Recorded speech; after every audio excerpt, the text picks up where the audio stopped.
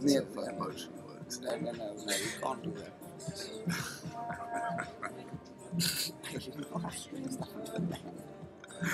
Chicken. But it's Hey, good. it's a good fucking lump. No, it's not. No, no. It's not like a let's Body play around type of setup. Monai, ek dink jy moet bietjie meer uitpunch. Is dit?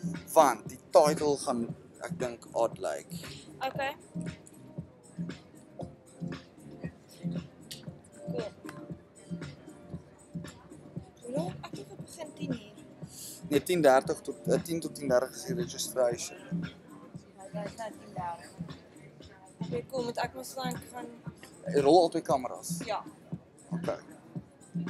Hoe lank het jy oor of mag kyk na batteries op charge? 140 minute en 100%. Is dit op daai kamera? And why did this go off? Why did it? What? Oh, it played and then it.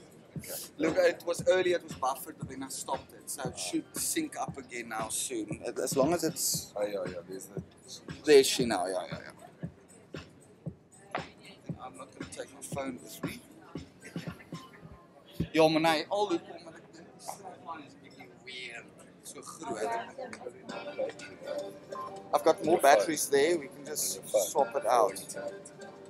Ja, my phone's on 58%. Sit dan op low power maar. Waar is jou kabel, jou charge cable?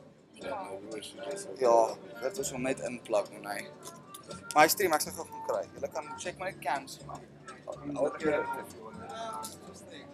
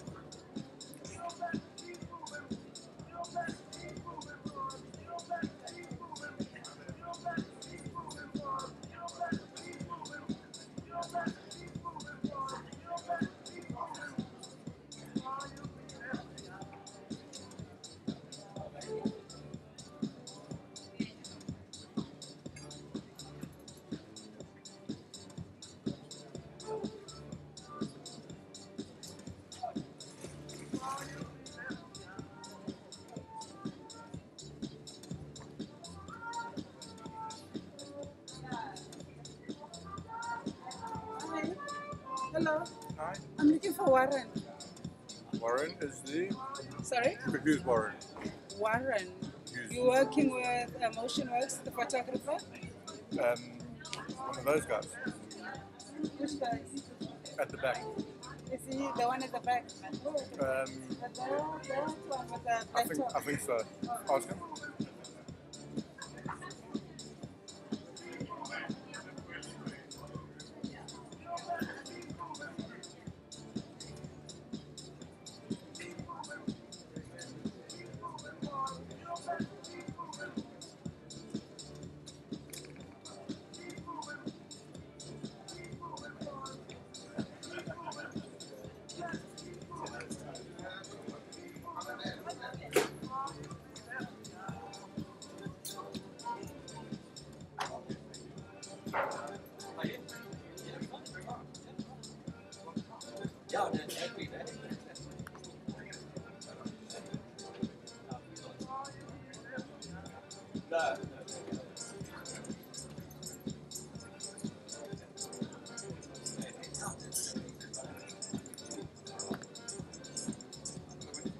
Make this.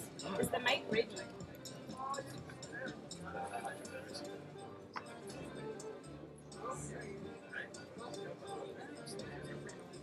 Yeah, it's on. I'll leave it on. Can I just put it there?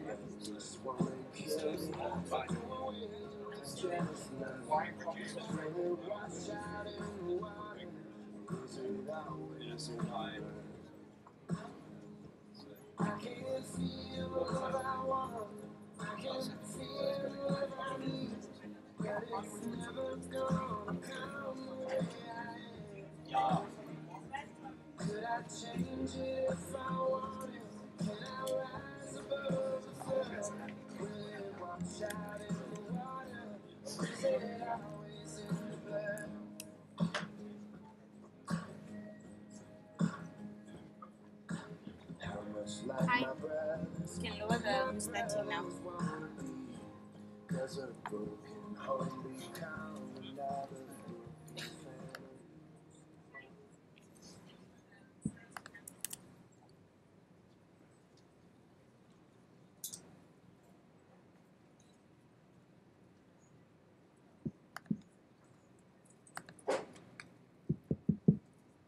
Okay, good morning. I think we can be seated.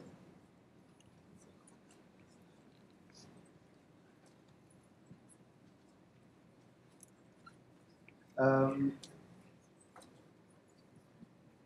my name is Boneni Morfe, and I'm going to be the program director. Now, being a program director is a little bit of a challenge because you want to do the things that those that are in the program are supposed to do.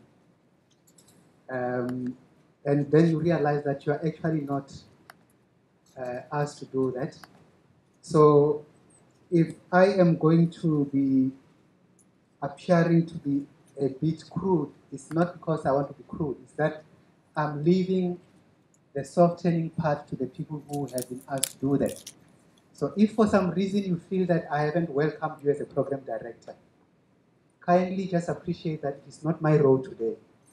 There's going to be somebody who's specifically going to welcome you. And if you haven't been told where things are, again, don't blame it on me. There are people who have been appointed specifically today to do that. So I'll be program directing. I will try by all means not to be the story, but to facilitate the story as it goes on. So with that, I am then going to start where we are supposed to start, which is for us to get a safety briefing. Ms. Felicity Blakeway is going to do that. And that's the most important starting point so that we know that even as the program starts, certain things need to be observed so that we can be on the right side of the law. Thank you so much.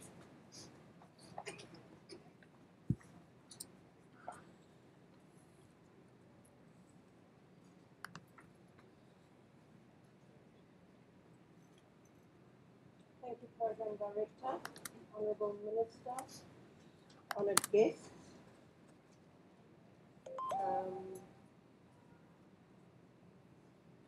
Your safety is our concern today, and we are committed to do the best for your safety, so I would ask for your attention through this short safety briefing. We have a map of the site here, and we are in that middle part, believe it or not. In terms of logistics before safety, the ablution facilities are to the right in the little alcove, and if there's a terrible queue there, please find one of us with CSIR shirts and we will direct you to alternative ablution facilities.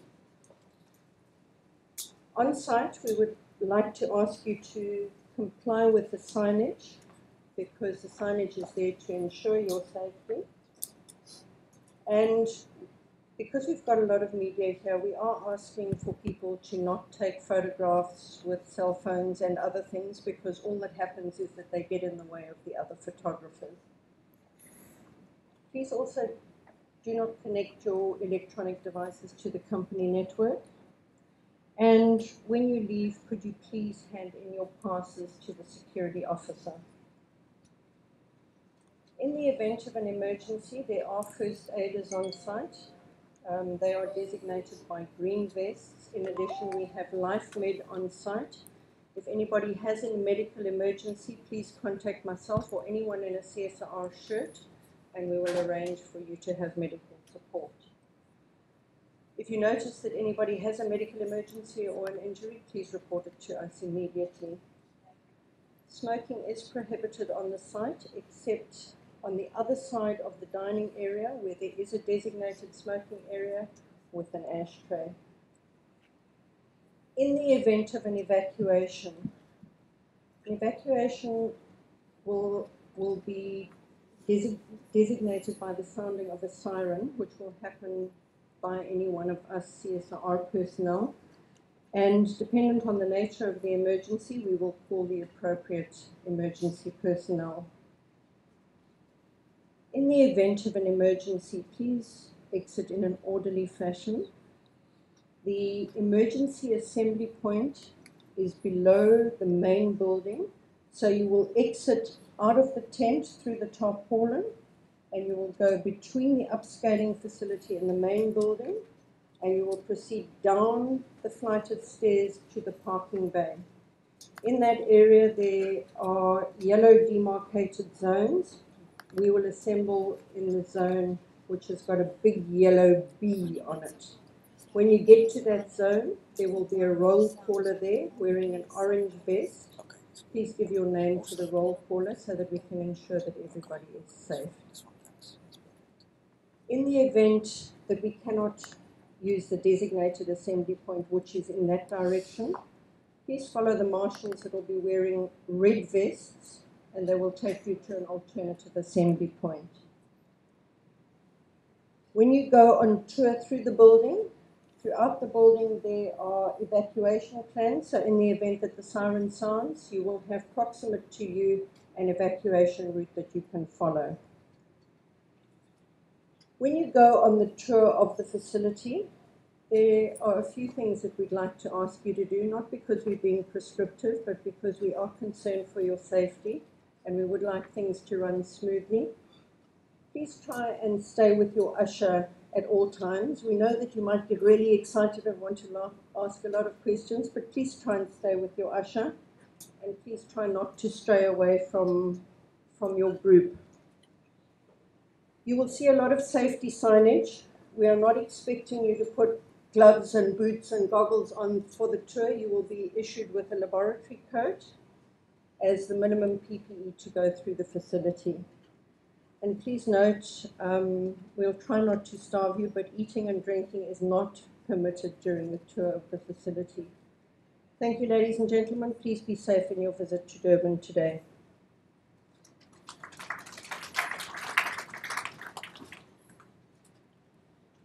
Thank you so much, Felicity. Now, in science, we believe there are things that are not possible yet. But we don't believe that there are things that are impossible.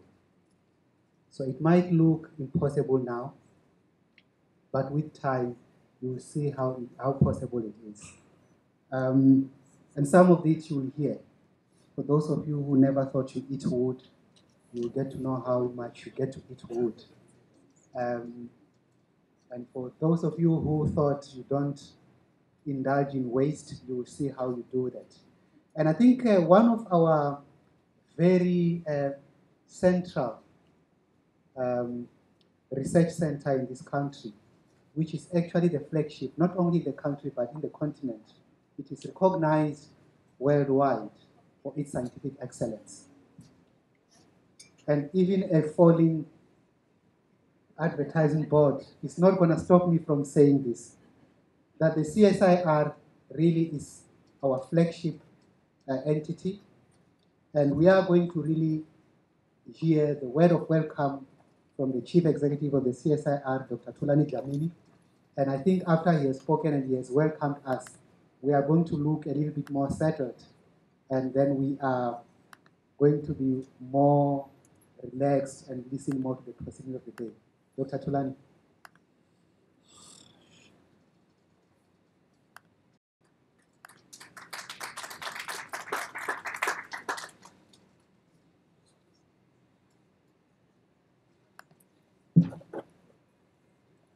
Thank you very much, Program Director, Honorable Minister of Science and Technology, Mrs. Mamoluko Kubayi Ngubane, CSR board members present here today, the Director General of the Department of Science and Technology, Dr. Phil Mtwache, CSR executives, representatives from the private sector, distinguished guests, colleagues, ladies and gentlemen, good morning. And a very warm welcome to all of you to the launch of the DST CSIR Biorefinery Industry Development Facility, which we call the BIDF. Allow me to say a few words and to put the significance of this facility into context. The mandate of the CSIR requires that the work that we do as an organization contributes towards improving the quality of lives of the people of South Africa by addressing the triple challenge that we've heard so many times about of poverty, inequality, and unemployment. Our vision, therefore, as an organization is to be the leading institution in South Africa and indeed the African continent in using science, technology, and innovation to drive industrial development as envisaged in our mandate. In this regard, as an organization, we've embarked on a journey to ensure that we remain true to this mandate. We've called this Project Synapse. And Minister, I hope in the near future we'll have an opportunity to brief you in full about our intentions with Project Synapse. But at the heart of it, Project Synapse is intended to take us into this future, where the CSR plays a catalytic role in translating innovation to industrial development. In fact, we see the launch of this facility as a step forward towards the realization of this vision. This facility is a first of its kind in South Africa, and might even dare to say maybe even on the continent. And it will position the CSIR as a key technology player in the biomass sector through the reduction of barriers and the removal of risks for existing as well as new industry players who are developing, testing, and adapting biorefinery technologies for the South African biomass sources that we have. This facility seeks to enable industry partners to improve their competitiveness by reducing waste and converting it into high-value chemicals, materials, and others. And in this way, reviving sectors that have come under significant amounts of pressure in the recent past, such as, for instance, the paper and pulp industry. We're currently today, 50% of the tree that goes into the manufacturing processes for the production of paper goes to waste. And the question that we are trying to grapple with is, how can we add value to this resource, which is now being considered as waste? The facility we are launching today was jointly funded by the CSIR and the Department of Science and Technology through the Industry Innovation Partnership Fund of the DST. Over the past 5 years, we have launched 3 similar facilities, which are intended at supporting industrial development and job creation. Such facilities enable the CSIR to play a critical role in terms of providing specialist skills, creating high-tech infrastructure, but also providing an opportunity for private sector players to come and evaluate their technologies at piloting as well as semi-commercial scale. To date, this program has transferred over 60 innovation products into the market. We've supported in excess of 25 small and medium enterprises. We've developed a number of intents, close to 200 over the 5 years. And we've created about 180 jobs, permanent jobs, through these programs that we've been implementing in collaboration with our partners in the Department of Science and Technology. I'm certain that most of you will agree with me that collaboration is absolutely critical for success in research, technology, and innovation. And for the success of this facility, we will need to work with our partners. And therefore, I would like to extend an invitation to our partners in the higher education sector, private sector, and other government entities to work with us in the realization of the full potential of what this facility can offer to the biomass sector. Once more, I'd like to welcome you to the launch of the BIPF and thank you for honoring our invitation today and wish you a very pleasant stay with us for the rest of the day. Thank you very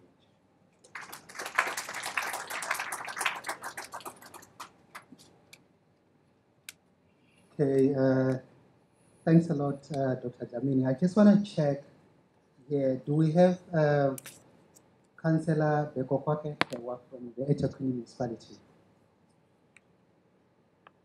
I don't see any indication of his presence. So we're going to go on with the program. And the next item will be the launch video. And this is basically going to be showing some perspective.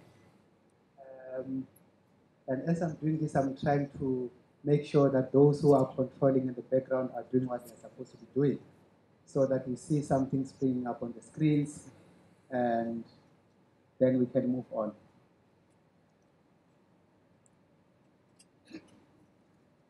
Okay.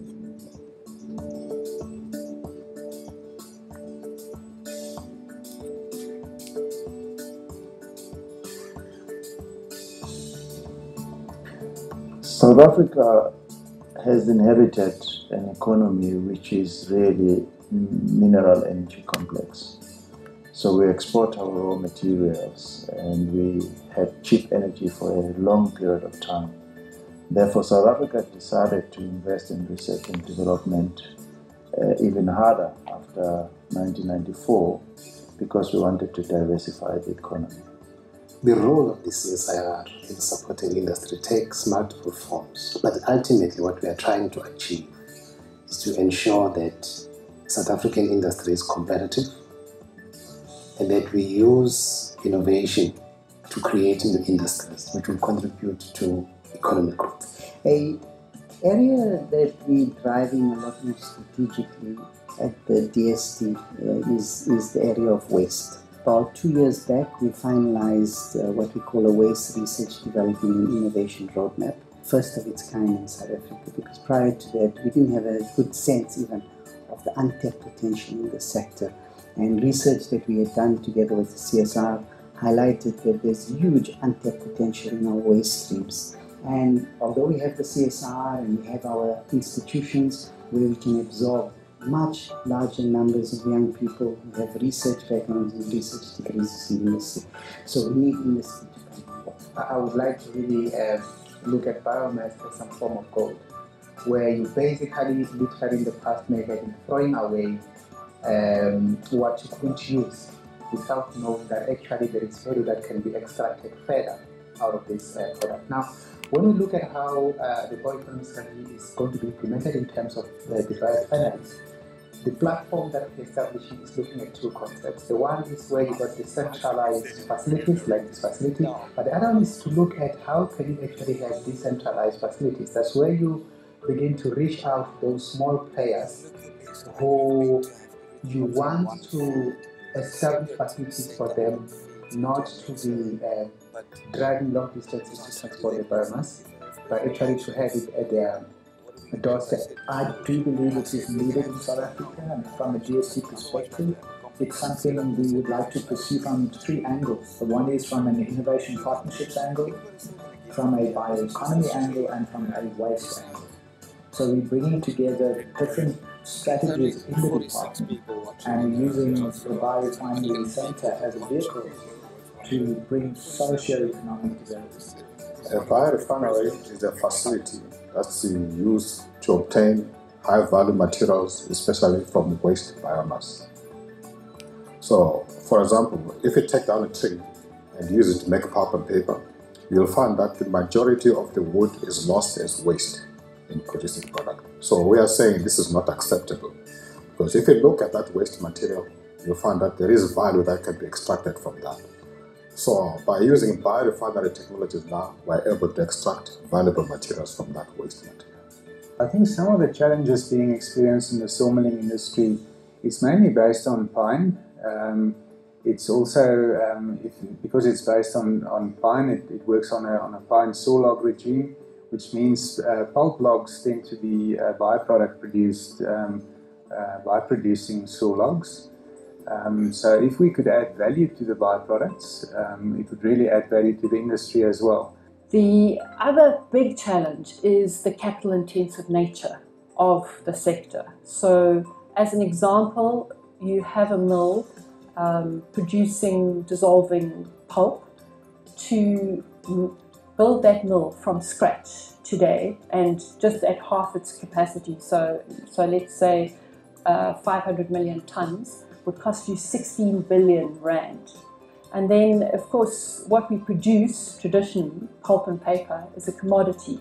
And because it's a commodity by its nature, has to be of the lowest cost to remain competitive. So we're planting sweet sorghum as compared to sugarcane.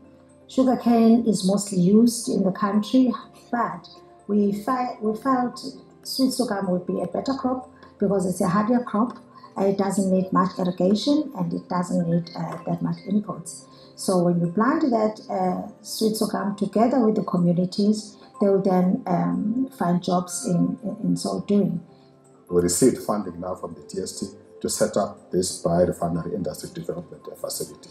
So the idea is we will develop technologies that can be used by industry. Indeed, biorefinery technology is being used overseas, and people may wonder, say, why don't you take these technologies and apply them and use them here? But the thing is, it's not necessarily as simple as that. You need to take those technologies, but you need to be able to adapt it to the local conditions. So this is where our facility comes in now. We're able to do that kind of thing. In addition to we develop these technologies, we have a pilot scale facilities that enable us now to develop these products at an industrial scale, to demonstrate it at an industrial scale. So if one looks at the forestry, timber, pulp and paper industry, we are specifically looking at ways to try to beneficiate some of the waste streams that are produced by this industry, and some of these waste streams include the sawdust from sawmills, sludge from the pulp and paper mills, the bark from the tree itself, and even to the extent where we are looking at the lignin that's remaining after the wood has been pulped. Now, all of these waste streams have a huge impact on the industry in terms of its management and its disposal. So what we are trying to do is we are trying to find ways to beneficiate it into valuable products that we can add value to the industry instead of disposal via landfilling, for example. In terms of what we're doing at the moment, if you look at the sawdust waste, we are looking at producing products such as xylitol and pine oil. These products are not produced in South Africa, and these products are actually imported into the country at great cost. Waste chicken feathers is the waste material that's produced from the poultry industry. It gets disposed of by landfilling or so on, which is a hazardous way of looking at it.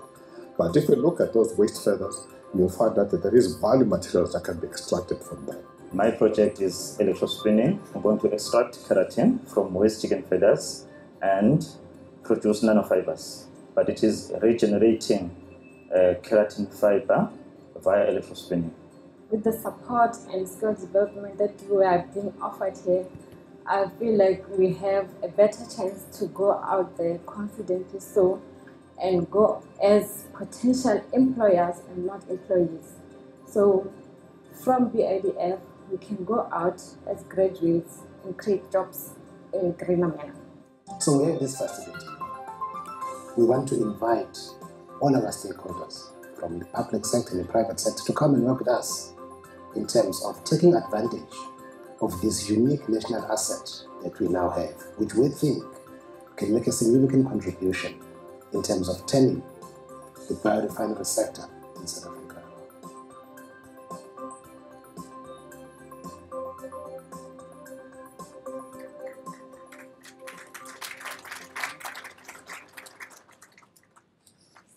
Thank you so much. One of the biggest challenges we're facing globally is around the resources that we're using, that when we use them, they don't come back. Whether it is your coal, whether it is your oil, and as a result of our usage of those, it's not only that they don't come back, but they also make our environment more miserable. And as somebody has recently put it, if you look at the rate at which we are extracting everything, very soon we will need about 3 different planets to stay on. And unfortunately, while the population is growing, our planet has decided to remain the same size. And the resources have actually become even smaller and fewer. And we see that, we see the impact, we see the droughts, we see the flooding, so everything going into the extreme. Now, in terms of the role that the CSR is going to play through this facility, where we try to use whatever we have currently to the best of our ability, moving, as Dr. Dlamini has said, from using only 50% of the whole timber to as close as possible to 100%. The people who really make this possible are the scientists, and I'm going to ask Professor Bruce Sithole to come and take us through this BIDF. What is it, and what does it do? You probably might have seen somebody like him on TV. It was actually him, and you're going to hear him now. Thank you, Prof.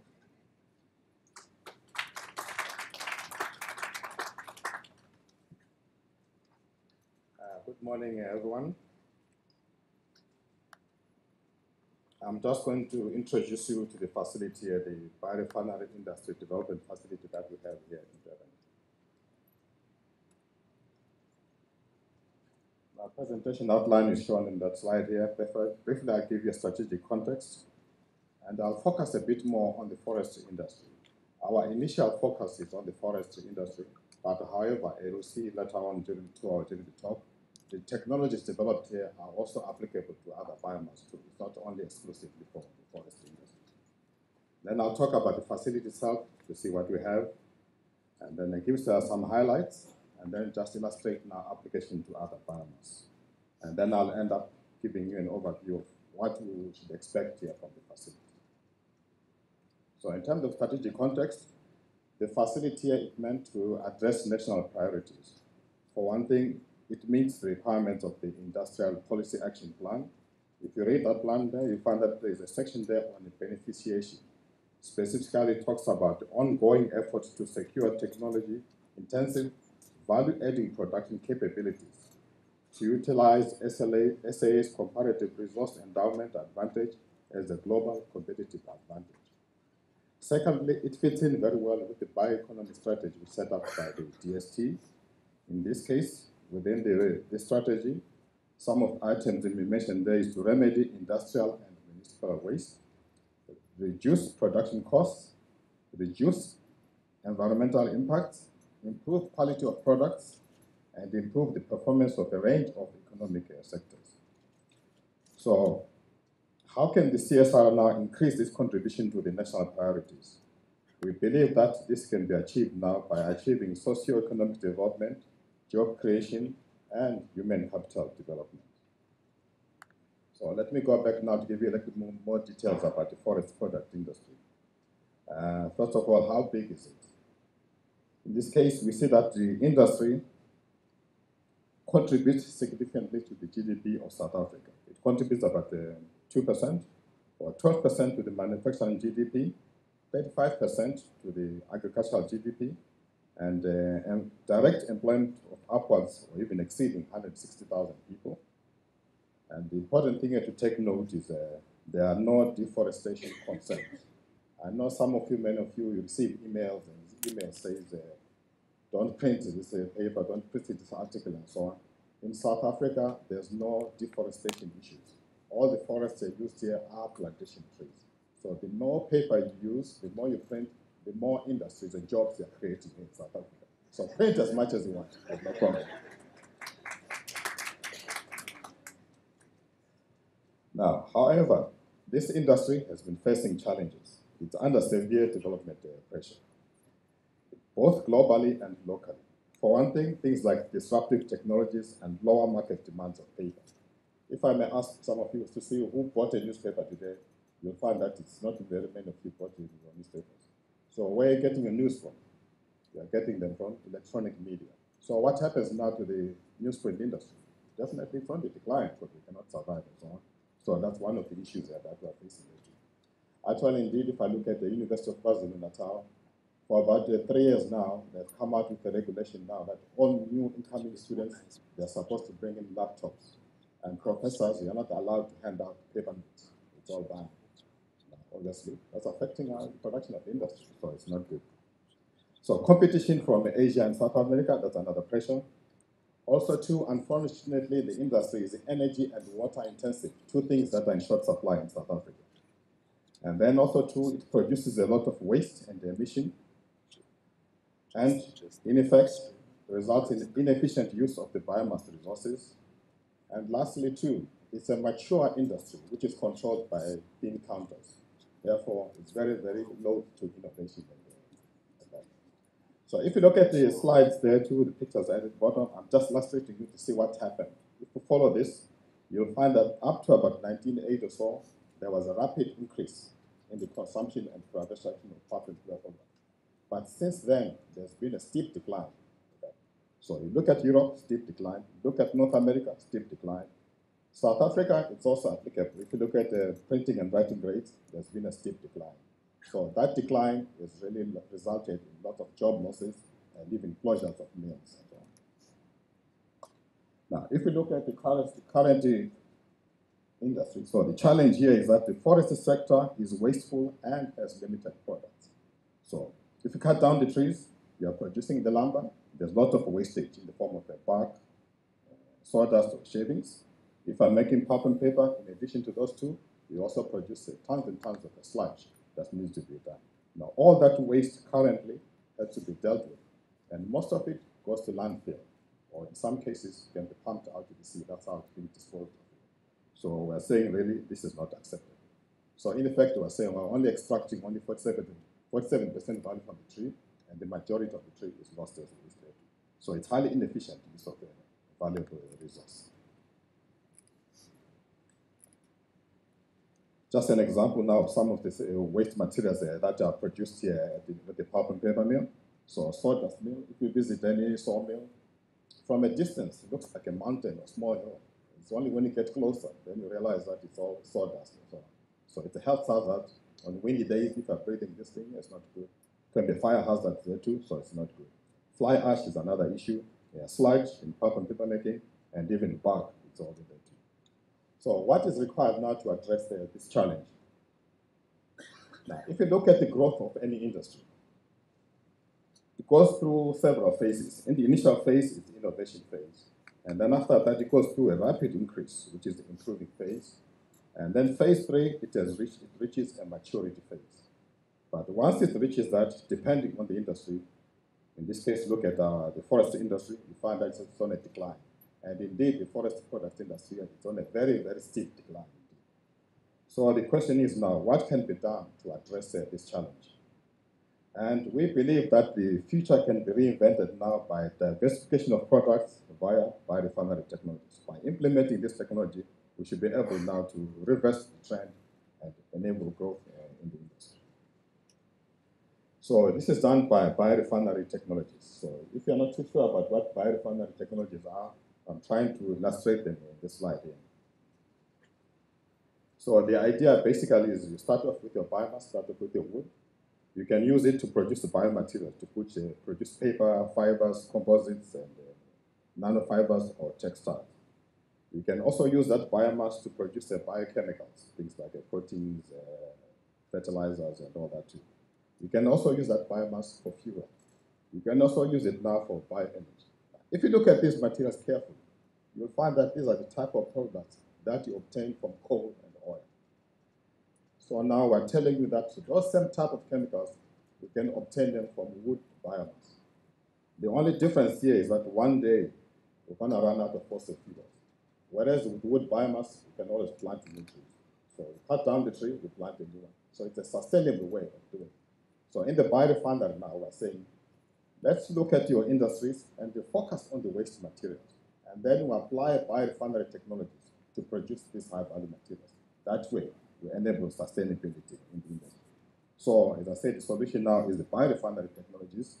So if you look at in the middle of the slide, instead of this being a waste, we consider it now being as a highly valuable resource. It goes through biorefinery processes, and we are able to produce a whole slew of a very much valuable material. That way, there's no more waste required to go into landfill. Well, I shouldn't say there's no more waste, but minimal waste going to landfill. So this is very, very successful for looking at that too. So the DST and the CSR has funded development of this facility, which we'll get a chance to tour very closely. So it's a national facility for biorefinery technologies. It has capabilities for processing various types of biomass.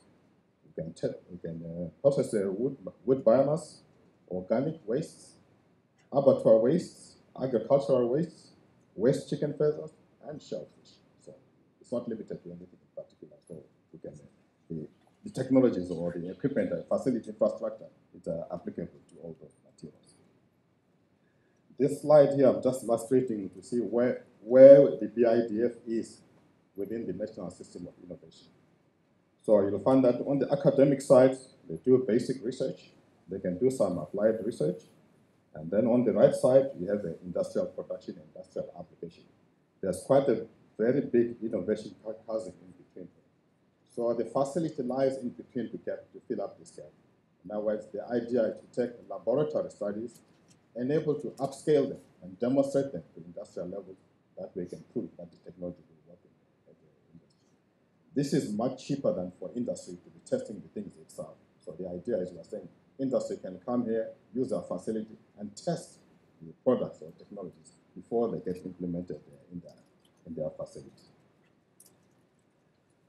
The objectives of the facility are shown in the slide here. One thing, first, we want to develop technologies to improve industry competitiveness.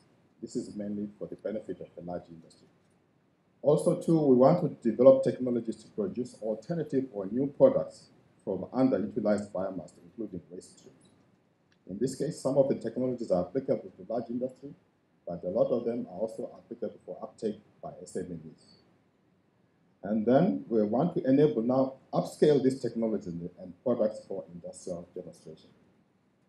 Thirdly, we want to address the shortage of science and engineering expertise needed to lead the development of these technologies to the biomass sector. And lastly, we want to leverage collaboration with industry to enable development of these technologies here efficiently in South Africa. So in the facility itself, we have sophisticated analytical equipment, as you will see some of them during the tour. This is just a brief illustration of what we have in the facility. Here I'm just illustrating only two of them here that are unique to this facility to South Africa. So we have an instrument it's called the size exclusion chromatograph. It's a high resolution instrument for measuring molecular weight. There's only two of these facilities in South Africa. One is owned by a private company, the other one only there too. Secondly, we have the instrument called the pyrolysis gas chromatography mass spectrometry. This is a highly sophisticated instrument for analysis or characterization of polymeric materials. So we are the only facility in South Africa that has this type of material. And during the tour, we'll show you a little bit of what this facility can do.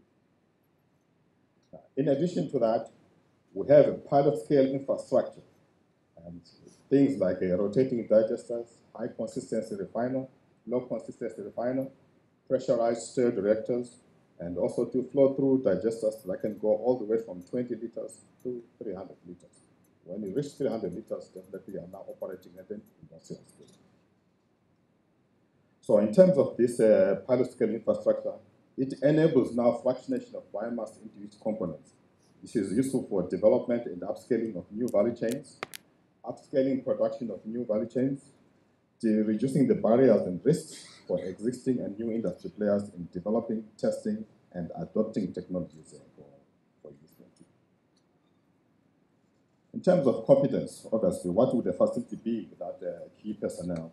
We believe that we have the skills, we have the highly trained chemists, engineers, biologists, and technologists who are dedicated and who are very knowledgeable in biorefinery technologies. We have a unique infrastructure for industrialization. We are going all the way from the laboratory to pilot scale.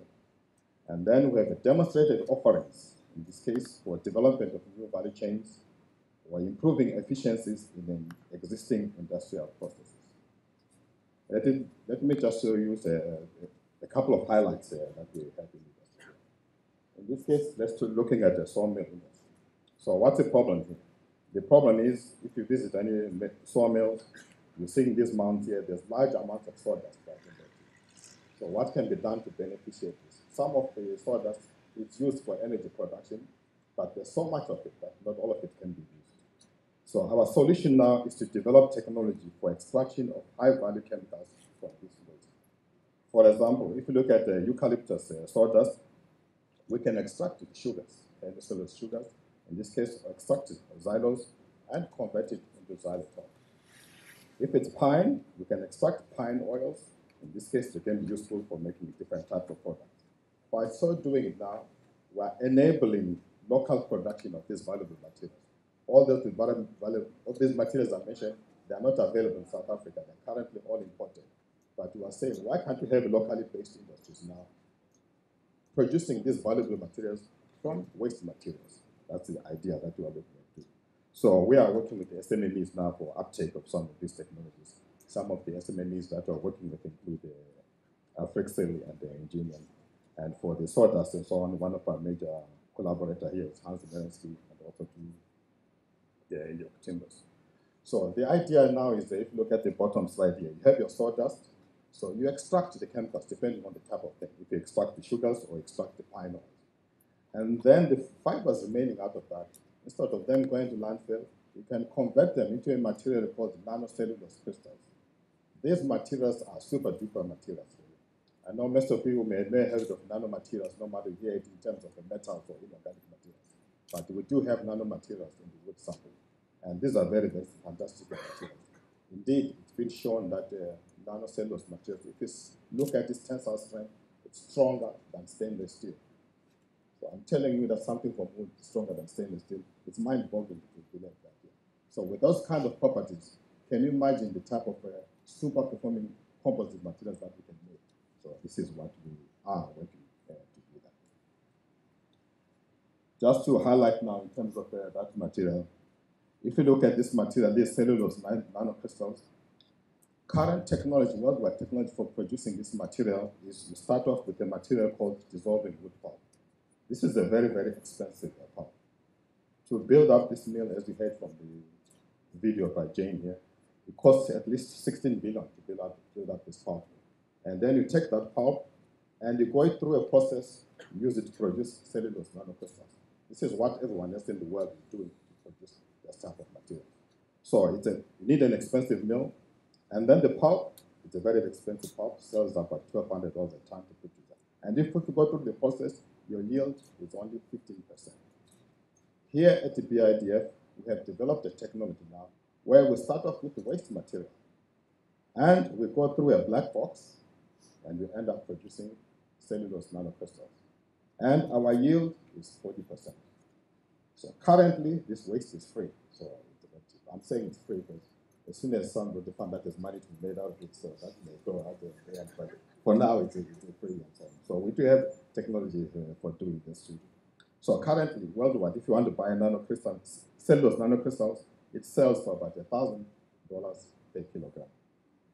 With our technology, we're producing directly from the wood. So we're currently working now on upscaling the technology, and we are working on developing industrial partnerships for this thing. So anyway, I'm very grateful for funding from the DST, which will enable us now to scale up this technology, and we're collaborating with universities now to find better uses for this material. So that's to show you our capabilities for doing upscaling technologies. If I look at that cellulose nanocrystal, so we started off developing it in the lab on a flask, and then we used a 6-liter reactor to upscale it to 6 liters, and then we have upscaled it to 30 liters, and currently now, very soon, we'll be upscaling it to 300 liters. Once we reach this stage, we're now at industrial scale production level. And success in this will place us among the top 10 producers of this expensive material. And remember, we're producing this from a waste material, very, very cheap material. So something to look forward to coming from this facility. Okay, another highlight here, look at the technology that we developed in working with one of the industrial partners. In this case, we're talking about the dissolving wood pulp. In order to produce dissolving wood pulp, you want the pulp to be high brightness. What I mean brightness, it has to be whiter than white, or paler whiter than white, almost the same as cotton. That's what you want. That type of pulp is going to be high value market. So you want it to be very pure and white. In order to do that now, you need to use a lot of chemicals for bleaching chemicals. And this can be very, very expensive. So in this case, we worked within the industry, and we developed a technology where we found that if you take the pulp sample, pulp is a mixture of the long fibers and short fibers. If we separate the two, you'll find that the short fibers, they consume more bleaching chemicals than the long fibers. So by removing the short fibers from the process, you are able to reduce the bleaching costs. And indeed, we are told that this technology has a potential of saving 28 million grams per annum.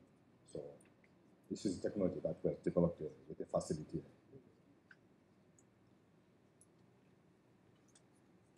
So in this case, the BIDF now is capable of processing other biomass. If you look at the chicken feathers, we're also working on chicken feathers. So what's the problem here? The problem is there's more than 230 million kilograms of chicken feathers that are produced in South Africa, most of which goes to waste. Some of it is goes into animal feed, but the majority goes into landfill. So this is not good for the environment and so on. And as I mentioned, if you look at these feathers, you find that there is value added as material. So the facility now is making great strides in developing a number of high-value materials from the waste that can create new business opportunities for existing and new enterprises. You will learn more about this during the demonstration to see what is going on in this area. So in terms of future now, what can we expect from the BIDF? If you look at the types and the products that can be produced from biomass, it's mind-boggling, especially if you look at the wood and so on. It's mind-boggling that there's so many of things that can be produced. You can't even comprehend it. So the idea now, you want to know what can you focus on, what can you do. I've given presentations, for example, at some companies, some sawmills, and then they've asked me that, should we stop making their products and go straight into biorefinery? Then I said, no, let's wait a bit. We need to do techno-economic study so that we can understand what it means and so on. So yes, in the next year or two or so, the BIDF will produce a detailed techno-economic study of biorefineries within the forest products industry. Secondly, we will have localized production of these high-value materials from biomass waste. And as I mentioned, we're working with SMMEs. Some of these materials are produced by SMMEs in small quantities. The idea is we want to develop a mobile extraction unit that can go from site to site. That way to take care of these economies of scale. And with our technology for cellulose nanocrystals, South Africa will be among the world's top 10 producers of this material. And we will have significant partnerships with the industry and the SMEs in developing and implementing biorefinery technologies. And we'll have technologies now for extracting maximum value from biomass. Instead of only 47% or so, definitely we'll be extracting more than 97% value from the trees. And all these technologies definitely they will result in job creation and job maintenance. And human capital development. The BIDF is also heavily involved in human capital development in partnership with the DUT and a little bit with the UKZN and a little bit with the DUT. We do have facilities here where we're training students for MSc and PhD degrees in these biorefinery technologies. Indeed, some of the graduates are available who have graduated from the program and they are now working in industry. That way, we have highly skilled people working in industry. So to conclude then, the DST and CSR has funded this facility. It's a national facility for development and evaluation of biorefinery technologies. We believe that we have a world-class facility which is central to the major biomass region in South Africa, with highly trained specialized technical experts for advisory and technology development. We have a foundational pilot scale for mills, for fractionation, and digester for processing the biomass. We have advanced analytical equipment for characterization of these materials. We are involved in human capital development for this, and we have a growing network of partnerships, both local and international collaborations in development and applications of these technologies. This is just an overview of some of our collaborators that were working with the system, and we look forward to collaborating with more of you in the process. Thank you very much for your attention.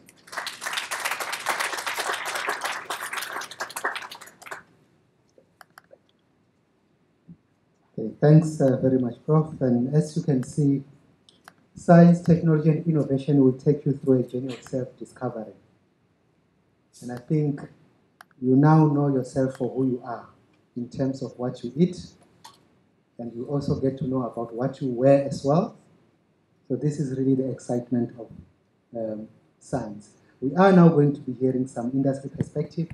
When we do this work, as you have seen in this slide here, it is all done in collaboration, because ultimately, for South Africa as a country to go forward, we need to work together, both public and private sector. So we're going to get the industry perspective from Dr. Nelson Sefara, who is the SAPI Head of Technology Center.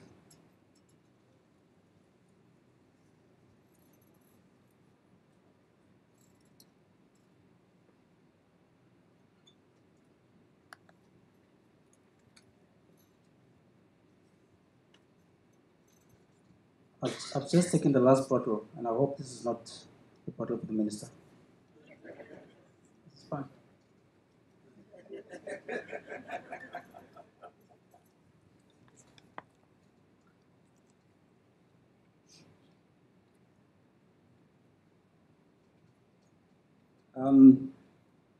Program Director and Honorable Minister, CEO CSR Dr. Lamini, the management team of the CSIR and other lead scientists that are present here today, the DG of Science and Technology, Dr. Phil, stakeholders, partners, collaborators, distinguished guests, ladies and gentlemen. I am going to get into trouble because Bruce just mentioned that I should be printing my speech on paper, and I actually did the complete opposite of that. Good morning. I'm quite excited, and thank you very much, CSIR, for inviting me to join you here today to celebrate with you on this joyous moment in the official opening of your exciting facility, the DST CSIR Biorefinery Industry Development Facility.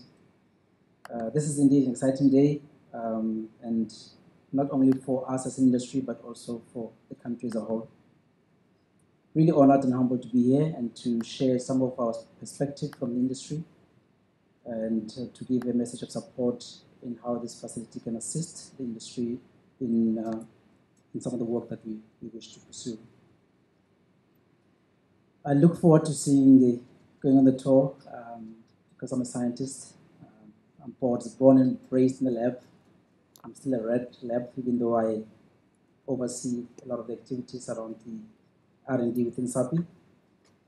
And I can see from the outside that this is a spectacular and beautiful building, worthy of the investments that went into it.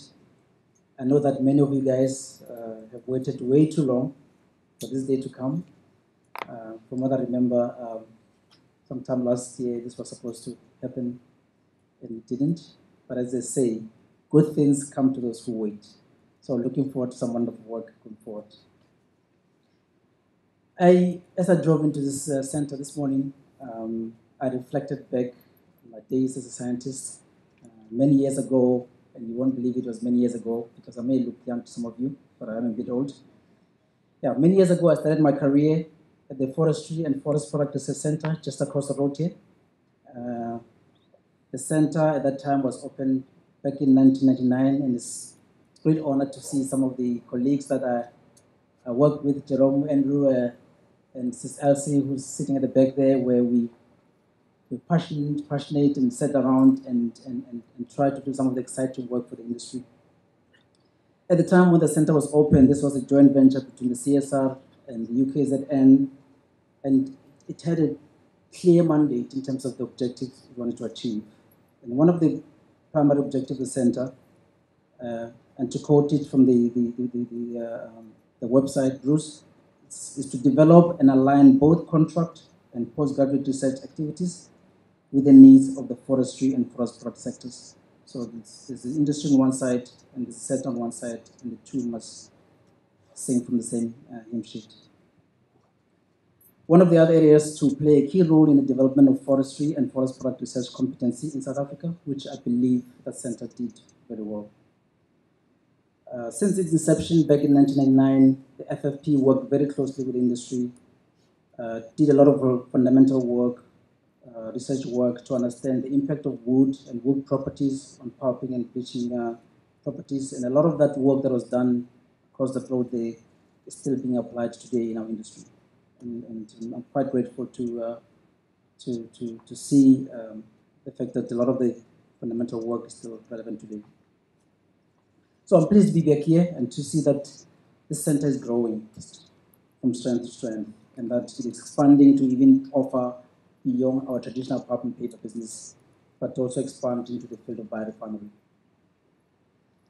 Let me just give you a bit of perspective from SAPI, just to give you insights in terms of our view into the field of biorefinery.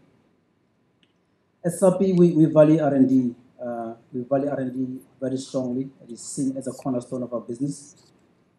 As some of you might know, SAPI has several R&D centers around the world. There's 3 in South Africa, there's 1 in North America, and 1 in the Netherlands. And we value the role that the R&D plays in terms of the contribution of the new products and innovation that come out to not only improve the current products, but also come up with new innovative processes. So as a company, we're pleased to see that government is also committed to supporting R&D and to see the growth and the contribution that R&D can make into the development of this country. So I strongly believe that this investment will help us to develop new competencies in this field. Hopefully some new products will be discovered, and hopefully new knowledge will be created.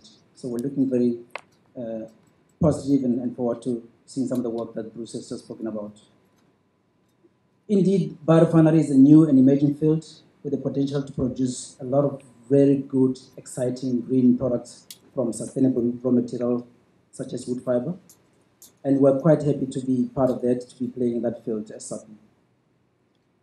A lot has been mentioned about our traditional business, the traditional paper making process, which you guys are familiar with.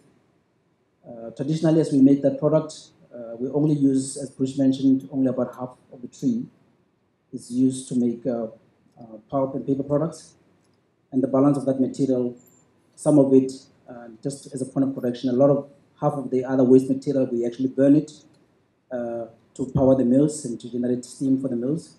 And the balance of that typically goes into the waste streams, either as effluent and wastewater. So there's a lot of opportunities. There's a lot of opportunities to extract value in that stream. As SAPI, we are also involved in developing new processes and biomaterials, and looking at new ways to extract more value from our tree. We value this biomass resource as key to our business, and we wish to extract more value to support our business to move into these new and adjacent markets. Back in 2015, our CEO, Mr. Steve Binney, he launched our 2020 Vision Strategy with the aim to reduce its dependence on traditional graphic business. As you know, SAPI has been a big player in the manufacturing of graphics paper, which is a magazine-grade paper which gets used into a lot of the high-end application. And yes, it's true that that market has declined quite rapidly over the years. However, we took a decision as a company to move away from the traditional business and transform into very high margin areas, such as dissolving wood pulp, specialty paper, and packaging. And these are the two areas that within this country we are quite heavily invested in growing those areas for the country. Just down the road, south of Durban here, it's our biggest dissolved wood pulp mill in the world. Okay, so it's something that we as a country should be proud of. And in the recent announcement last year, the company has announced to even expand the production at the facility from the current 750,000 tons of dissolved wood pulp all the way to about 890,000 tons of dissolved wood pulp. Just to give in perspective, that's close to 2 million tons of wood that goes into the mill per year. There you see the opportunity for us to even extract more value if we're only using half of that material for the production of dissolved wood pulp. So as part of that strategy, the CEO set ambitious targets for us to actually derive more revenue from new products, from bioproducts. Okay? And he said, I want you guys to go and extract more value from a tree, and products that you extract from the tree should contribute about 10% of our EBITDA by 2020. Okay? The target EBITDA for SAPI for 2020 is $1 billion US, and the CEO said to us as R&Ds and scientists and say, I want 10% of that $1 billion EBITDA to come from new products. And this is new products from wood, which was quite a big challenge for us. So how do we achieve it? Several areas were identified, and these areas included extracting high-value opportunities from unutilized side streams, and a lot of those is the areas that Dr. Sitolo covered, biomass, whether it's oversized chips, sludge, materials that are sitting in our waste streams, etc., etc. There's a lot of opportunities for RSS industry to even leverage on it. And SAPI has committed to making investment into that areas, as you've seen in the press. Last year, in partnership with Valmet, which is our industry partner in Finland, SAPI commissioned a second-generation sugar extraction demo plant at our Ngodona mill in Nelspruit. And that work is designed to extract the C5 sugars, or the hemicellulose sugars that are currently not being used in our manufacturing process. And the idea is to take those sugars and find opportunities in terms of these high-value products, xylitol and fefrol markets, which have got huge applications into our everyday life. So work is already at an advanced stage with this work, and we are already scaling up our pilot and demo plants. And please, those of you guys, I know we speak a lot with the center here to find opportunities for us to collaborate on these activities. These sugars can be beneficial to a lot of products, sugar alcohols, and so forth, and we're looking forward to finding other partners that can help us to achieve that. Back in 2005 as well, we commissioned a pilot plant, and again, this is how serious we are about this business. To a pilot plant for the production of low-cost cellulose nanofibrils. I know Dr. Sitolo was talking about nanocrystals. We took one step back, we're talking about nanofibrils. And I'm pleased to announce, to tell you that our center in Pretoria, Dr. Lamini, is working very closely with your team at the Nano Center for Nanostructure Materials to find new applications of incorporating these nanocellulose fibers into a whole range of products. We try and find functionalities of this exciting material into composites, into food, into personal care products, your creams and lotions and sunscreens and stuff. And it's really been an exciting collaboration that we've had with the team, and I'm glad to announce that this has worked very well. It's been a success, and I think we want to continue to find partners within the industry to work together to find new areas for our forest product industry. So the future is bright, the future is exciting. as a company, as companies like SAPI grow into this new and adjacent business of biorefinery, we look forward to this center, Dr. Sitole, to conduct fundamental research which complements the work that we do in our industry. Okay, so it's important to make sure that we don't compete with industry because it defeats the whole purpose. So we must make sure that we regularly discuss between us and your center to make sure that we collaborate in areas that complement each other.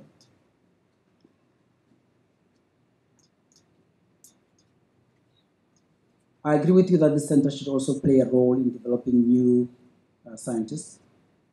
In this area of biorefinery, we're going to require new skills that we as industry can develop. So it is the role of this center here to play that role, to develop young scientists that can, again, be absorbed by industry for future application.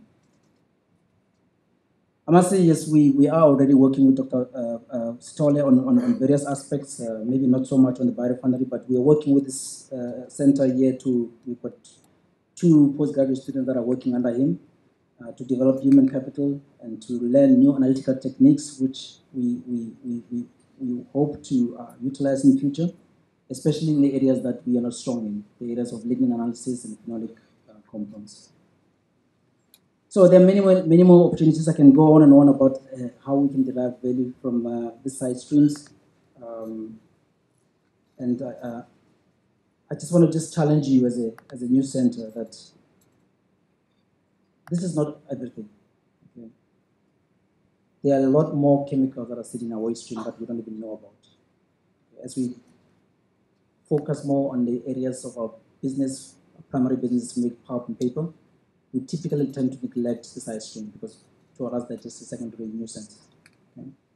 However, I think this center can play a big role to find new and high-value chemicals that can be extracted from these side streams. And this can include fine chemicals, fine organic chemicals that can go into pharmaceutical applications, can go into a whole range of applications which may not even be relevant to us as a forest industry. So finally, yeah, this center is great for South Africa. I'm really excited to see that we're going to develop a lot of scientists from which great ideas will come out. But as you know, the building alone cannot do that. It is the human spirit and the interaction between the scientists and the students and industry player which will make the difference and ensure that this center is strategically aligned and supports the needs of industry. I will repeat.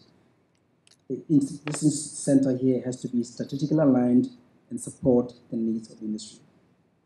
Okay. I must say I envy the students that are going to work across here. I wish I was young and just complete my PhD because this will be a really exciting place to work on. Good luck, congratulations, and again, we will continue to engage this center as the industry, and we hope to find opportunities for us to work together. And thank you to the investment that the government has made into the center, and we as a company, as a country, will definitely derive value from this. Thank you.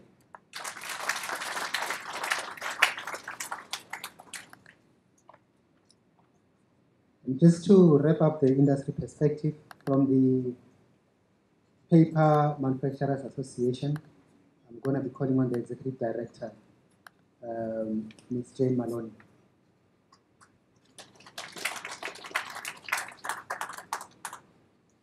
I think you should all stand up. Your eyes are starting to glaze over with these facts and figures that we've been given. And nobody listens to me. This is a very sad day. Get some oxygen into your brains. I know I need some. Okay, thanks. Honourable Minister, Ms. Mameloko Ngubane, very happy to have you here and delighted that you are now the Minister of DST. I think you did a brilliant job of energy, even though it was a short time. I think you were a very good Minister. DG, CEO of the CSIR, Program Director, and fellow guests, and all you exciting scientists. I'm excited to be here. I think that my job just got a whole lot easier. I have to try and make the pulp and paper industry sexy, attractive, attractive to young scientists, attractive to engineers.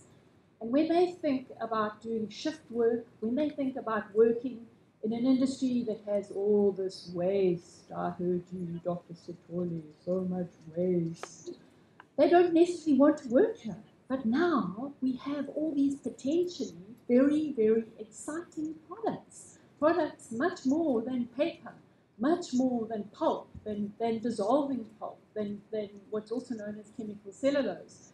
You heard Dr. Safara Nelson, who graduated right here, probably 15 years ago. Okay, maybe less, maybe more.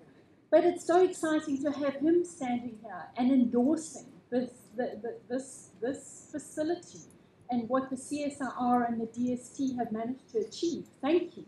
Thank you for actually believing in our sector and for investing in it. It's exactly what we need. We've had a small mill closed down in Gauteng. We've had in Durban a newsprint mill, a newsprint machine closed down. And we need these new value-added products because that is the best way to remain sustainable. If it wasn't for our sector, we plant 840 million trees every year on 693,000 hectares. So that's 210,000 trees that are planted every day, specifically for this sector. We only ever harvest 6% of those trees in any one year, which means that we are replanting constantly. But you know, it's difficult to plant trees in this country.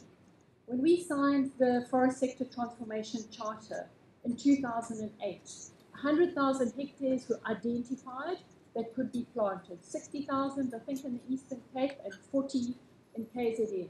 To date, we have probably managed to plant about 12,000 of those hectares. Because we need a water license, we need a tree license, we need an environmental impact assessment, so there are a lot of regulations. The plus side of those regulations is that we only plant trees where it's viable to do so. So we're a water-scarce country and we are careful where we plant trees. But we need to maximize that 1% of land that has got trees on, we need to maximize the production. And that is one of the things that the FFP, back in the day, that was one of the things that they started doing. They worked around tree breeding and around maximizing our production of trees and what we can produce. So we are also 80% energy efficient, Bruce. The sector is quite efficient. We're not totally inefficient. And we reuse a lot of our water. We use grey water. The mill right here in Durban, they actually are responsible for cleaning some of that water that you guys end up drinking. Really? They do.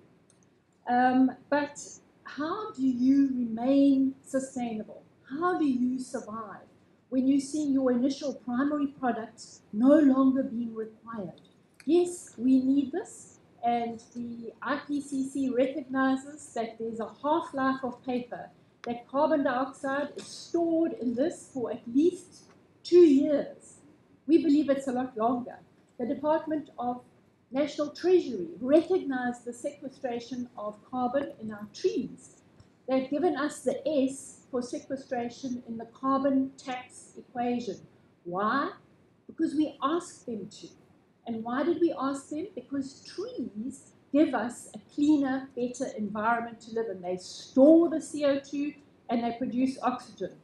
Doesn't mean we must waste them. If you go straight from growing a tree to burning it, you lose 12 jobs per, what, somebody tell me, I can't remember the stat.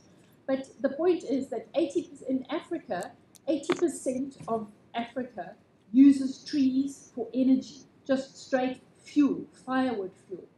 And we are very fortunate in this country that we have other opportunities. And I hope, Nelson, I hope that you actually buy renewable energy certificates, because otherwise you shouldn't have brought your little iPad up here. I actually think our sector sells renewable energy certificates to anybody that's interested. Okay, I don't want to keep you guys for too long, but we have a process research unit. We've partnered with the DST We've been very, very fortunate to have sector innovation funding. Out of that sector innovation funding, one of the things that we did was we developed a catalyst that is busy being patented, and the guy that did that is getting his PhD shortly, and that catalyst will improve the calorific value of bio-oil up to the same level as regular fuel. So that's an exciting development in that area. Our process research unit, over the years, we've produced about 40 master's students and 4 PhD students, which is pretty impressive for a non-sexy industry. And I want to claim a little bit of rub-off glory. Dr. Sitoli here, I've known him for many, many years. And I met him in Canada. How long ago, Bruce? Maybe back in 99 and again in 2000 and again in 2006. And every time I saw him, I said, what are you doing here? It's cold, Bruce. It's miserable here. Yes, there are lots of trees, but we need you at home. Come back to Africa. And I know that Flick Blakeway was also responsible for nagging. Come on, Bruce. Come on, Dr. Sitoli. So we're happy to have you back in Africa. And we're very happy that you have that expertise, but that you're a son of this country. One of our sector's biggest challenges is that there's not enough biomass. And I'm pleased to see, I saw DCI here. That's exciting because perhaps we could have the biomass strategy as part of the SADC industrial development strategy, because we don't have enough suitable land to grow biomass. And what we're needing here is we need more raw biomass to make all of these exciting things, to develop all of this. So I can see a rosy future here. And I'm not going to keep you any longer than to say this last thing, that Dr. Tulani Dlamini, you said that collaboration is critical. It is critical. We do need to work together. If Bruce didn't have our waste, then this wouldn't be here. If we didn't have that waste to valorize and to beneficiate, then we wouldn't have had the investment from DST and from the CSIR. So we need each other. We cannot stand alone. So together we can do so much more. Congratulations on finally getting this fantastic facility here. This partnership will definitely go on, because I noticed that Pam's flow-through digester now has a very fancy little room all to itself. So collaboration will have to continue if you want to carry on using that flow-through digester. It's a very tiny part of the facility. Thanks, everybody.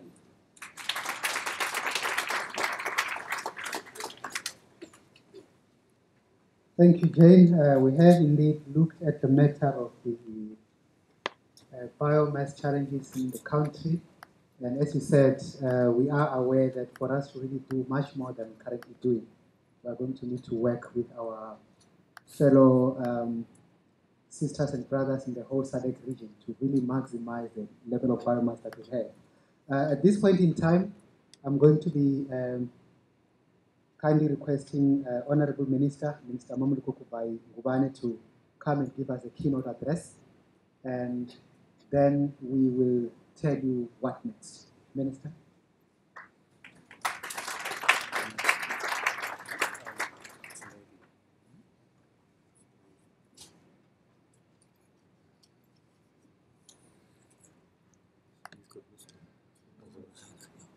Thank you very much, DG Moffat. Good afternoon, colleagues. Let me acknowledge the CSIR board members who are here. The CEO, Dr. Dlamini, Dr. Mjwake, the DG of the department, executives of CSIR who are here with us today. Ms. Malani, thank you very much for the kind words. Dr. Spara, I noted that there are other colleagues who are here. Dr. De Graaf is here with us. Dr. d'Ivoire as well. Ms. Tembe, the Itala Management Services CEO. Other senior managers of the department and from DTI. The Deputy Vice Chancellor of UKZN. South-Call Board Chairperson. Distinguished guests, ladies and gentlemen, I think I'm very, very excited to be here. When I came through, because the last visit to a refinery, it was a different refinery. Indeed, it was in my capacity as Minister of Energy, so very smelly, DG, quite headache. You didn't have sat for a long time without starting to feel that your head is a bit. And to have to visit another refinery that I can sit for so many hours without having to worry about my headache. I think I'm very excited to be here, but as well to be part of the portfolio. Just looking forward to most of the work that has been done here. And today, this is one of the most exciting, I think, about a portfolio that I'm currently responsible for. And I remember last time, one of the colleagues said, I'm going to be the envy of my colleagues. I think I'm starting to feel that way too. I think part of what is important for us is to note that South Africa's economy has been experiencing a very slow pace in terms of growth level in recent years. In fact, our economy has never fully recovered from 2008 global economic crisis. As a result of the poor economic growth, our triple challenges, unemployment, poverty, and inequality, seems very insurmountable in terms of us needing to find solutions to these challenges so that we can be able to have a country that we are looking forward to see. We are seeing growth. However, the challenges that we are experiencing as a country present us with an opportunity to put more emphasis on our national innovation system, for that is how we will generate new avenues for growth. This is because we know that in order to make a dent in the unemployment rate and poverty and subsequently inequality, the economy needs to grow at least by about 6% for us to turn the situation around in our country. And you note that most of the projections that we are seeing today are not even giving us to that extent. Now, South Africa, like any other country of the world, faces enormous challenges of energy and food security, climate change, and greening of the economy. To this end, South Africa has been developing a range of policy mechanisms, of all which are intended to enhance the development of sustainable industries, protect environment and food resources, and also to mitigate against climate change. As a sector, will also be relevant if we are not going to be able to find solutions or even contribute to finding solutions to the challenges our country faces. So it is out of research and development and innovation that we will be able to help South Africa get out of the challenges of poverty, unemployment, and inequality. And some of these initiatives that we need to be able to look at, that we are as a country championing and we are looking at, is it includes the biofuel industrial strategy, the bioeconomy strategy, the green economy accord, and the industrial policy action plan. And all of these are part of the efforts towards the realization of our national development plan. It is important for us to note that the National Development Plan has noted that for South Africa to sharpen its innovative edge, it, I quote, requires greater investment in research and development, better use of existing resources, and more nimble institutions that facilitate innovation and enhance cooperation between public science and technology institutions and the private sector, close quote. As a custodian of the national system of innovation, the Department of Science and Technology has been playing a leading role in transforming the South African economy into a knowledge-based economy. In doing this, we recognize that government alone cannot achieve this transformation without the participation of private sector. Colleagues, I think we need to believe that the extent to which developing economies emerge as an economic powerhouse depends on their ability to grasp and apply insights from science and technology and use them creatively, as the MVP says and notes.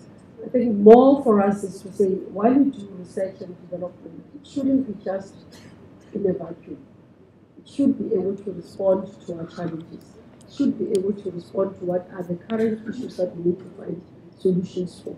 Otherwise, as well, if we don't do that, who will take us serious? Who will listen to us? Because for me to go and get even the Minister of Finance to be able to give us money for such projects is for us to be able to say, this is how we are responding to the challenges of South Africa, how we are contributing to the growth of the economy, how we are contributing, because everybody today is talking about the high level of unemployment.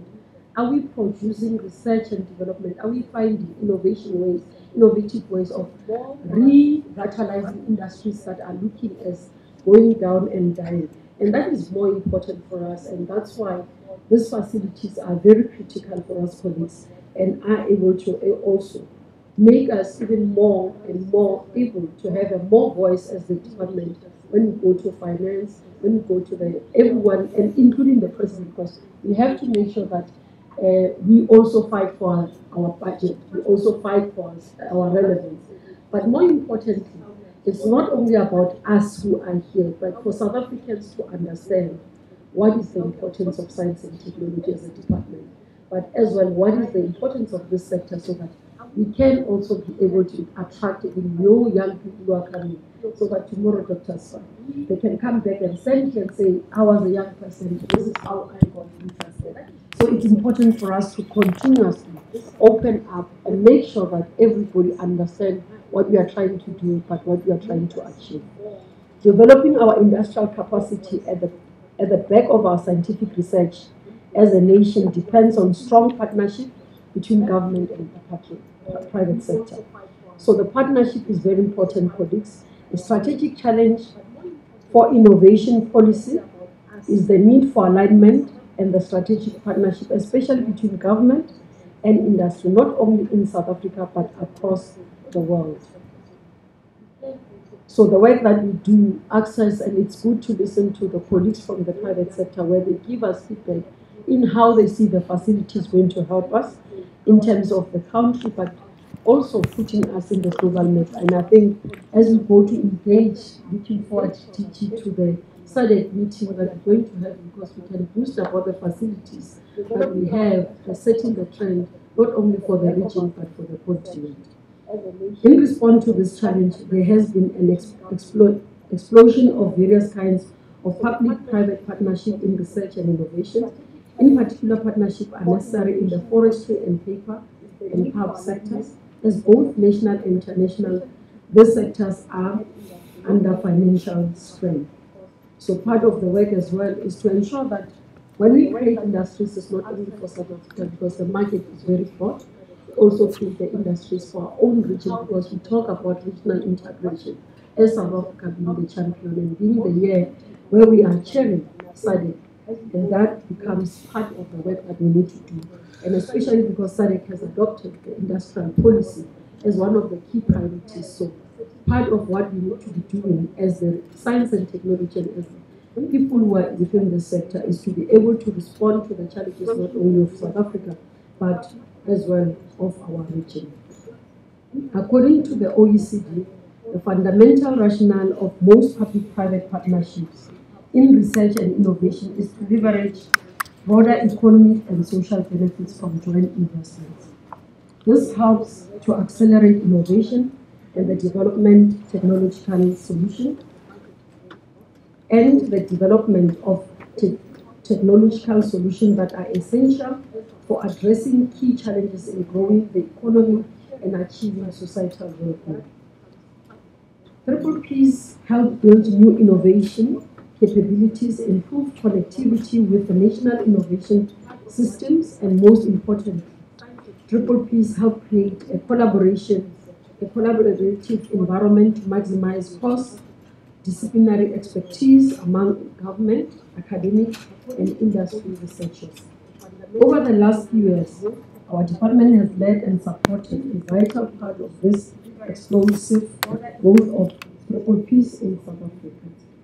We have put in place a package of instruments and initiatives that are demonstrating value.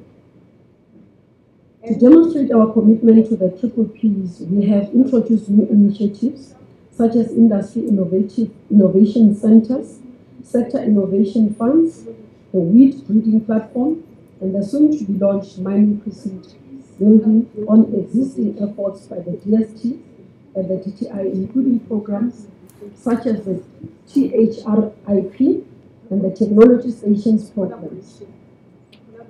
The biorefinery industry development facility that we are launching today is a good example of a strategic support from government to a science council that has the potential to lead to a long-term sustainable public-private partnership. Partnerships that have the potential to make a fundamental contribution to addressing the triple challenges of poverty, inequality, and unemployment. This facility will enable cutting-edge research development and demonstrate biorefinery initiatives for the use of lignocellulosic biomass waste to produce valuable products, upscaling, piloting, and demonstrating of biorefinery technologies. It will further promote inter and multidisciplinary research, cooperations amongst key players, and facilitate the training of skilled researchers and engineers in the biorefinery field, as well as integration and activation of rural-based biorefinery facilities to enable farmers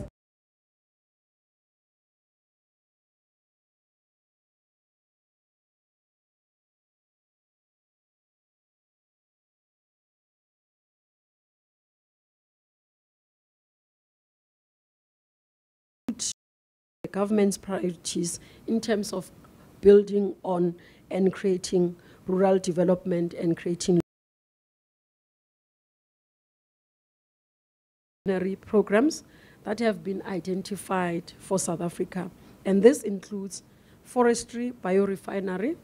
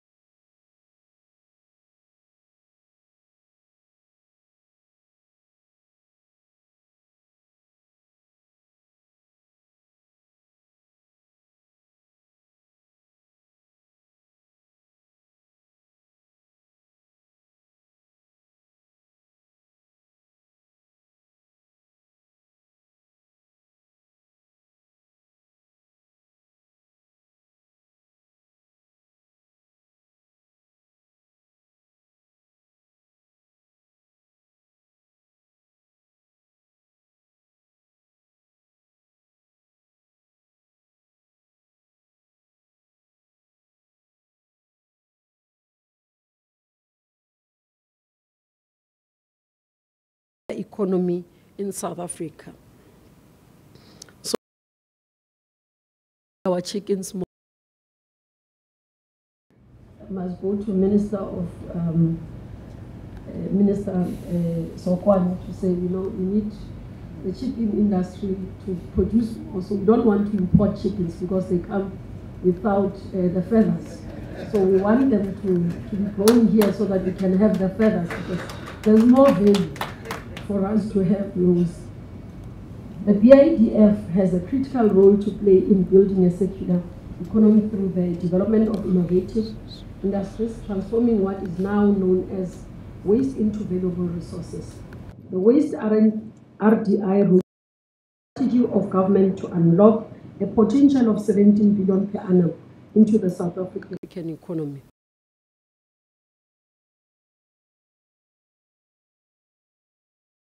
More jobs will be created by supporting SMMEs who are interested in localization of technologies from production of high-value products from waste wood. Africa currently import, I need to pronounce it very well, Zyklotron, I hope I'm pronouncing it very well, a low-caloric sweetener that is beneficial for diabetes. The BIDF is developing technologies for the extraction of this compound from sawdust waste. And these technologies are suitable for uptake by SME. Now, it's very strange. You hardly take some of these things to cognizance to know that we've been importing such because and if you look at our health report, I mean, a lot of people are utilizing bad products. So it's one of the areas that will help us grow the economy.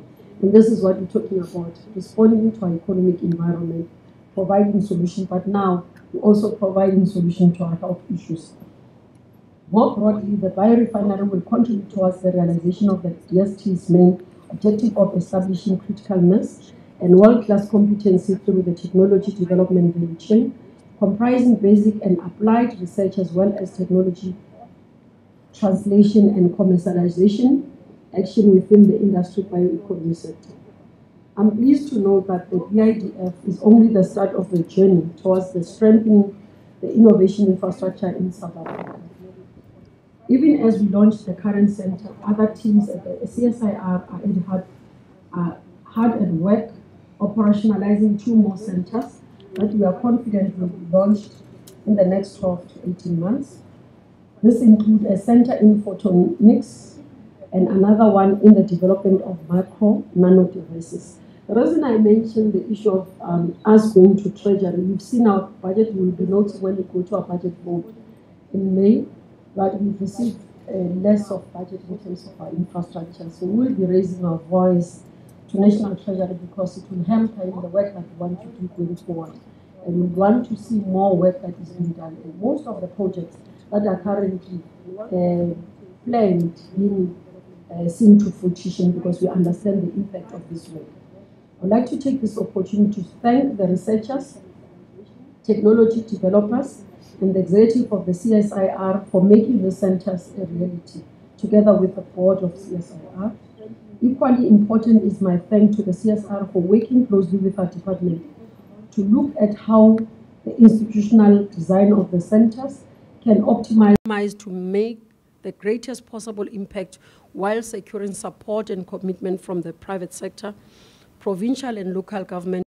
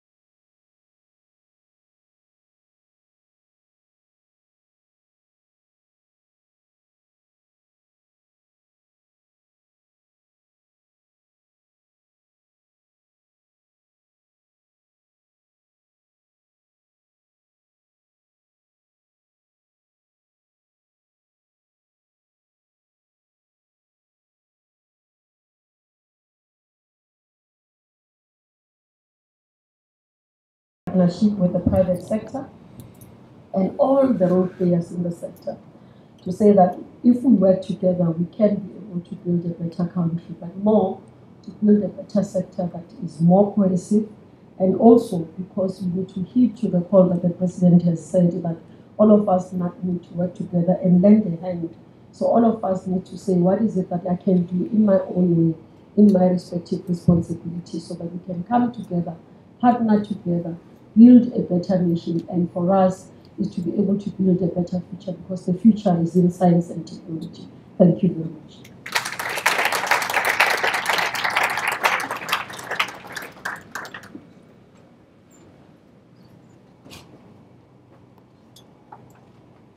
Thank you, Minister. We are edging closer to the end of the program, but for now I'm going to kindly request the representative of the CSR board, Advocate Gandhi Badera, to come and give the vote of thanks.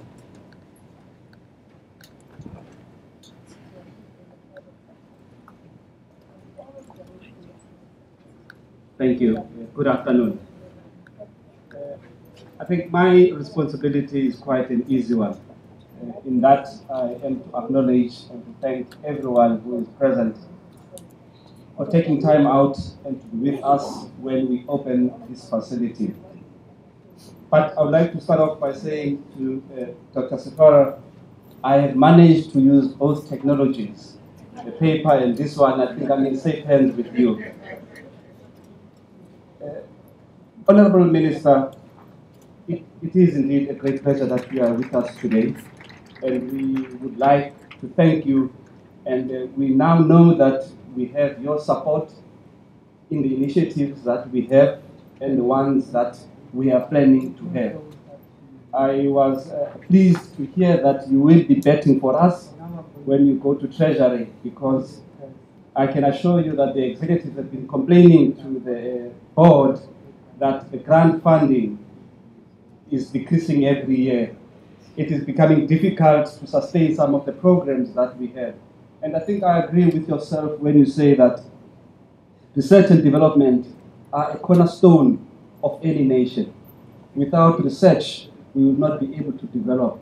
We will not be able to create competitive industries. And we ask you to support us on that. I think also I'd like to take this opportunity to thank Dr. Mjwaka, who has been a foundation and a support ever since I've been on this board, for taking time out also. I know that you've got a busy schedule, and I really appreciate that you felt it important that you are here today. I think, Minister, though, I will come back to you and say, you've given me a question to ask when I go to the next board meeting, because I would like to see a replica of these centers or facilities in various sectors across the country. We have to find a way of saying, how do we prioritize? What is it that we can do? How do we leverage from the experience we have gained in creating facilities like this one? I also, however, would like to take this opportunity to thank the executives. I think it is a pleasure to work with people, and we find that we've got common ideas, you are aligned in terms of what you want to do. Sometimes you pinch yourself to say, are we really doing the right thing? Why is it that there's so much agreement? But it is also important that to acknowledge the fact that, difficult as it may be, challenging as it is, we have managed to achieve quite a number of, I think, world-renowned, say, innovation. And it is pleasing that every year we have something to show. I thank the executives for that. I also would like to thank my fellow board members who found time to be here also. I know also again that we've got a variety of responsibilities, but it is again a vote of confidence in both the executives and what CSIR is doing that we are here today. More important, and I was pleased with the enthusiasm that I felt when the industry was talking to us about how they want to partner with us. And I am looking forward to that partnership. And I believe that where there is competition, there will be competition for the good of the country. It is true that, I mean, disappointing sometimes if you look at cities like Kimberley, the declining industries. It would be of great honor for CSIR to be able to say we can do something about it. It takes time, but at least as long as we are doing something about it, it will help quite a great number of people. I would also like to thank industry, Dr. Sifara and Ms. Moloni. I must say again, your enthusiasm, I wish we could have the same across the board. It is really pleasing to have people who are supportive of the initiatives that government is making for our success. Ruth, I think I had a snippet of what we're still going to show people, but I am pleased that you managed to come back home and you are now in this facility and you are going to enable us to be a shining star to the world in terms of the research and development outputs that will come out of this facility.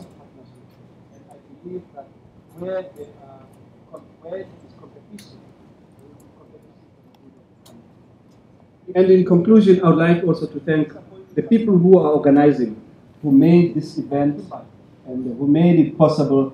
Sometimes we take certain things for granted, but I think in my lifespan with the CSIR, the people who organize the exhibitions, conferences, have always been doing a sterling job. I would like us to thank them and to acknowledge them. It is actually pleasing because we wouldn't be able to demonstrate what we are capable of doing if it were not for the platform that they provide us. At this point, I would again hand over to the MD, to the program director, who will then guide us in terms of what we need to do next.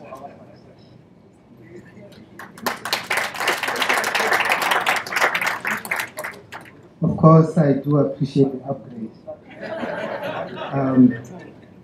So there are 3 items that are coming, and I'm not going to be directing them, so I'm going to direct them right now so that we just go smoothly from here.